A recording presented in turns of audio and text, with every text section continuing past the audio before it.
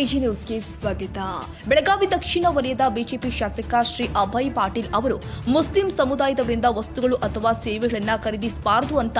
ಜನರನ್ನ ಪ್ರೇರೇಪಿಸುವ ಹೇಳಿಕೆಗಳನ್ನು ನೀಡಿದ್ದಾರೆ ಎಂಬ ಆರೋಪದ ಕುರಿತು ಬೆಳಗಾವಿ ಜಿಲ್ಲೆಯ ಸಾಮಾಜಿಕ ಕಾರ್ಯಕರ್ತೆ ಸೀಮಾ ಇನಾಮದಾರ್ ಅವರು ತೀವ್ರ ಆಕ್ಷೇಪ ವ್ಯಕ್ತಪಡಿಸಿದ್ದಾರೆ. ಈ ಕುರಿತು ಜಿಲ್ಲಾಡಳಿತದ ಗಮನ ಸೆಳೆಯುವ ಉದ್ದೇಶದಿಂದಾಗಿ ಅವರು ಸಂಬಂಧಪಟ್ಟ ಅಧಿಕಾರಿಗಳಿಗೆ ಲಿಖಿತ ದೂರು ಸಲ್ಲಿಸಿದ್ದು, ಇಂತಹ ಹೇಳಿಕೆಗಳು ನಿಜವಾಗಿದ್ದಲ್ಲಿ ಅವು ಅತ್ಯಂತ ಪ್ರಚೋದನಕಾರಿ ಸ್ವಭಾವದ್ದಾಗಿದ್ದು, ಬೆಳಗಾವಿ ಜಿಲ್ಲೆಯಲ್ಲಿ ಹಿಂದೂ ಮುಸ್ಲಿಂ ಸಮುದಾಯಗಳ ನಡುವೆ ದೀರ್ಘಕಾಲದಿಂದ ಇರುವ ಶಾಂತಿ, ಸಹೋದರತ್ವ ಮತ್ತು ಸಾಮೂಹಿಕ